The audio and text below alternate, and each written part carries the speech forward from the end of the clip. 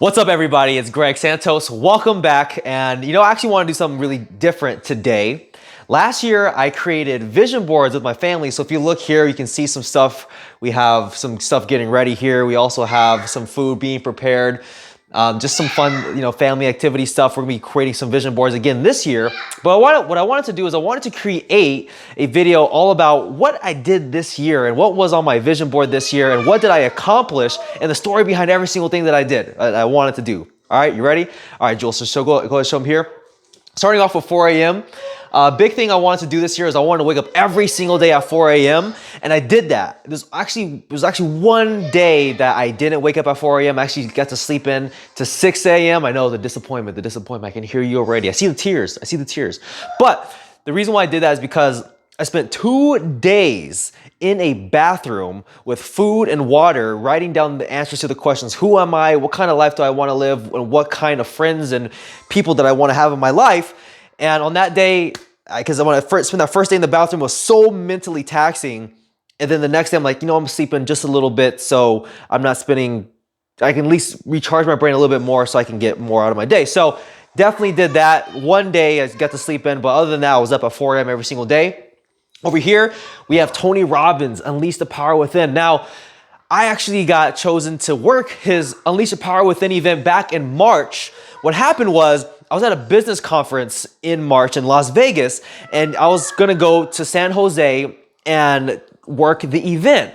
Well, what ended up happening was, I remember it was the last day of the business conference, and I get back to my Airbnb and I packed up my stuff and I sit down in the chair and I open up my email and it just a blow hits my heart because I was supposed to go fly out to San Jose in 2 days to go work this event. But what happened was, because COVID was at an all-time high, it was like March 15th or something like that, they canceled the event like a few days before the event started. And I was like, I had to cancel my flight, I had to cancel my Airbnb. It was a whole thing, but you know what? Was it a good experience? Was it a bad experience in terms of what happened? Who knows, right? But that was on my list and that was out of my control. Here, all right, you know what I'm saying? Your boy loves Latinas, you know what I'm saying? But this year I actually decided to stay abstinent for the next few years while I build my business and I'm working on my business. So I'm like, you know what? I made that decision. I locked myself in the bathroom for 2 days. And so that goal went out the door in like 2 weeks into the new year, all right? Here, as you can see, we have the Tesla. That didn't happen. All right, move on to the next one. San Diego, all right? I want to move to San Diego. Didn't happen, all right? Let's go to the next thing on the list, all right? I wanted to reread this book, Poor Charlie's Almanac. Didn't happen, sort of, all right? I got skimmed through it. I didn't read it front to back as I wanted to. I went over some highlights there, but anyway, is this a video about my failures? All right, so here we go. We have Muhammad Ali with his hands up. I really wanted to feel like a winner this year, and I'll tell you what, 2020, I know there's a lot of people who had some challenging times and it was not the best year for a lot of people, but I'll tell you what, I really feel like I can walk with my hands up for this year. As a matter of fact, I was going on a 2-hour run yesterday at the park, and there's like a bit of that run where I just ran with my hands up, feeling like a winner, feeling like a complete champion. Like I did it. Like this year, I dominated this year. It was one of my best years of my entire life. So this definitely came true. This looks exactly like my cat. I love my cat. I just wanted to form a deeper relationship with my cat and spend more time with my cat and nurture, just make sure my cat knows that daddy loves her, and does she feel that way? I don't know, to be honest with you. All right, but here we go. We have this right here. This was a joke initially. This is from the movie Us, all right? And I put that on there because I was like, oh, I want to spend some family time. I want to have some more family time this year. And if you watch the movie Us, I haven't watched that movie actually, but I hear it's a crazy movie, I guess, about a family who, it's a dark movie. It's a scary movie, but it's a dumb joke because I didn't even watch the movie. Here we go. We have Muhammad Ali again. I think we spilled some water on there, so it's not super clear. But if you see here, he has a big old smile on his face, and I feel like I relate to Muhammad Ali because Muhammad Ali is a champion. Muhammad Ali is also very charismatic, and I feel like there's a part of me that's like Muhammad Ali, and he has this big old smile on his face, and I really wanted this year to be joyous for myself. So that picture there is supposed to represent joy as a champion. And as I mentioned before, I feel like this year has been a fantastic year for myself and my family. Going on over here, we have Brandon Carter. I wanted to be ripped like that, but what happened was I got way too ripped. Okay, I got more ripped than I expected to by accident. So yeah, I guess that happened, but just genetics, I guess. I don't know. All right, so here we have Charlie Munger and Warren Buffett. Now, this picture is very interesting to me because I asked my business partner to be my business partner maybe 2 days before the new year. And I think it's very interesting that I put that on there because for years, I wanted someone that I really got along with and we went into business together. And I wanted someone, if you read this book here, Poor Charlie's Almanac, if you put that right there. If you read this book here, there's a section in the book where Charlie Munger talks about when he first met Warren Buffett, and the same on the other side when Warren Buffett met Charlie Munger, and just the click that they had and just the instant bond that they had, and they've just been best friends for many, many, many years. And I'm like, man, I want that. Like, I want a Warren Buffett, or I want a Charlie Munger, someone I can go into business with. The crazy thing here is I don't remember if I felt like this beforehand about my current business partner, because like we had no experience in business together. Although we had some time we spent together for like the morning hustlers, the 5 a.m. call that I run every single day. I thought it was very interesting that I put that there, but you know, I'll tell you what, I feel like it came true. I really feel like I found my business soulmate. Like, I'm just so grateful for her. She's an amazing human being. You should actually check out her podcast. It's called the Young Entrepreneur's Journey Podcast, ran by Yasmina Ellens. And I say it all the time, like I'm super, super grateful for her. And I've said it before, like we've said it to each other, like, hey, we're like Charlie Munger, Warren Buffett. It's hard to assign a role of who's who because they are so, like the personalities are so radically different than ours, but the concept of like having that strong ass bond and we're both winners in our own respect with the same goals and same values, I feel it's a great representation. So I just thought it was interesting. I'm like, wow, like, well, yeah, I definitely achieved that. And I'm going to tell you an awesome story about our relationship in just a second. Here we have War Room. Well, I'll tell you what, if you don't know what War Room is a digital marketing mastermind ran by Perry Belcher, Roland Frazier, Richard Lindner, and Ryan Dice. And I wanted to join War Room this year.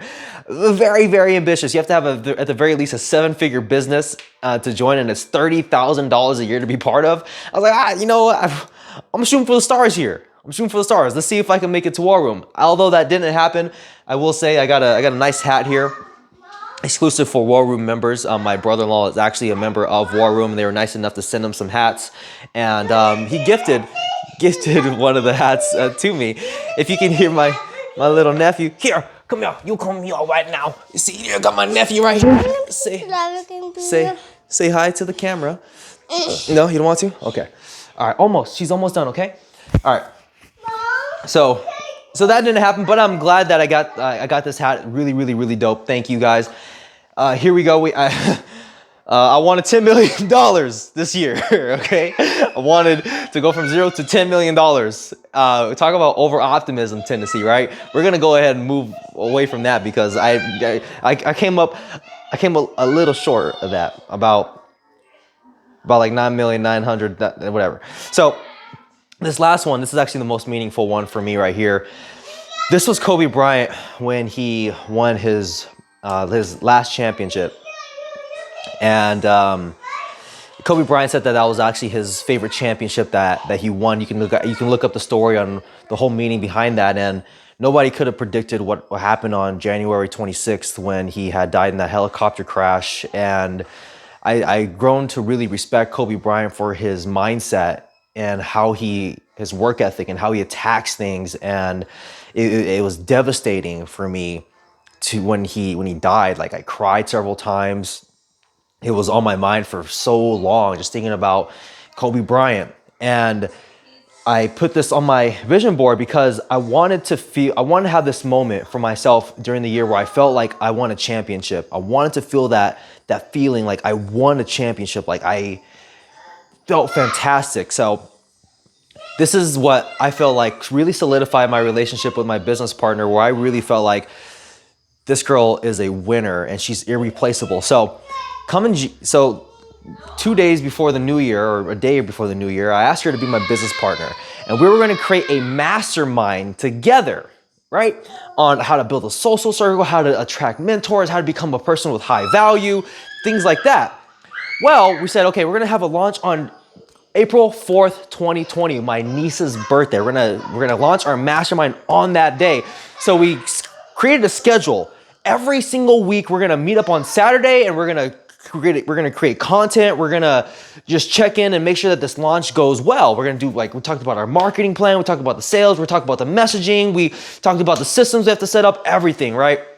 Going out, creating so much content, having my family help me out and hold like the camera for me, literally even right now as I speak. And I remember, like, we just put in so much work every single week. We got on the call. And what happened was, second week of March, COVID hits. And I'm like, whoa, like the world gets shut down. People are freaking out. Like, family gets a gun because we're like, we don't know what's going to happen if there's food supplies that are shortened. Are people going to try to rob us, or what's going to happen, right? Toilet paper is flying off the shelves. People are losing their jobs. And in the midst of all this uncertainty, nobody knows what the hell is happening. How dangerous is this virus? Is it going to kill? Like, what's going to happen? There's so much uncertainty because no one's ever dealt with this before. And in the midst of all of that, my business partner kept going to our meetings and just saying, hey, this is what we're gonna do. And there was literally not even a thought of, are we still gonna run this mastermind? Should we do this still? Like, is this a good idea? Should we maybe stop? Should we wait? Should we postpone? What's going on? There was literally not a single word exchanged about that. And I'm like, I think about that like, wow, you literally cannot recreate that experience ever. So what happened was, we ran a webinar, right? And I'll never forget when we ran our first webinar and we had like 23 people show up, or 25 people, whatever the amount was. And I'll never forget when we had our first sale and someone put in the chat, just bought. I was like, oh my God, someone just bought our mastermind. And then I think we made like 3 sales on that first webinar, and we sold it for $500. And I remember thinking, what? And I'll never forget, like, once we finished running that webinar, I turned off my computer, and my business partner, she was going through exams at the time because she was going to Cambridge University at the time, and she graduated now, but at the time she had some exams for Cambridge. So I shut down my computer and I jumped up. It was like 6 o'clock in the morning, my family's asleep, and I'm celebrating with my hands up, and I'm jumping up and down in the living room, just like silent screaming, just feeling fantastic. And it's just like one of my favorite moments of the entire year. And I can definitely feel like, you know what? I really feel like I had that championship kind of moment, making that first entrepreneur dollar and doing it with somebody and making it happen in the midst of all that uncertainty.